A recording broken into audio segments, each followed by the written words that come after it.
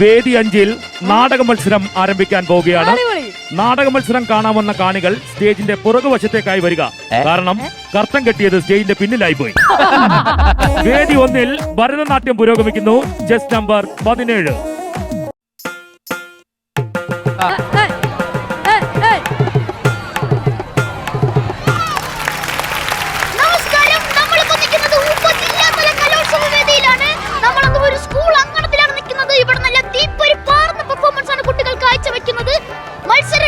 മത്സരാർത്ഥികൾ തമ്മിൽ മത്സരിക്കുമ്പോൾ വേദിക്ക് പിന്നിൽ ജഡ്ജസും പേരൻസുമായുള്ള ഇഞ്ചോടിഞ്ച് പോരാട്ടം.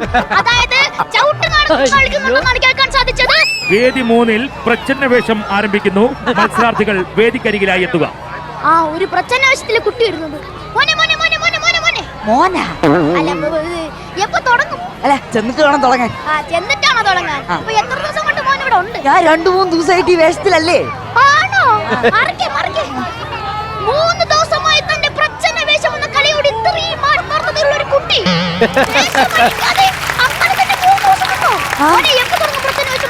പ്രച്ഛന്ന വേഷോ?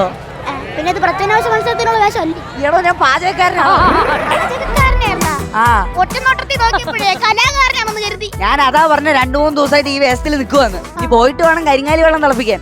ആണോ? പിന്നെ താൻ അവിടെ ഇത്ര ധൃതിയിൽ പോകുന്നേ? ഞാന് പാചകം ചെയ്യാൻ നിൽക്കുന്ന സമയത്ത് അവിടെ അടുപ്പിൽ വിറയില്ല. പിന്നെ നമ്മുടെ സ്റ്റേജിന്റെ സൈഡിലായി പോയി നോക്കിയപ്പോ ഒരു കെട്ട് വിറകിരിക്കുന്നു. അത് എടുത്തോണ്ടിങ്ങ് പോന്നു. വേദി 2-ൽ നിന്നും കോൽ കളിക്കാരുടെ ഒരു കെട്ട് കോൽ നഷ്ടപ്പെട്ടിരിക്കുകയാണ്. അത് കിട്ടുന്നവർ സേവ് ചെയ്ത് തിരിച്ചേൽപ്പിക്കുക.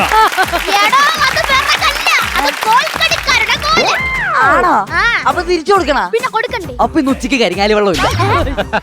അയ്യോ, എന്റെ അവിയല് കരിഞ്ഞു കാണും. ചെന്നിട്ട് ഫ്രൈ എന്ന് പറഞ്ഞു കൊടുക്കാം.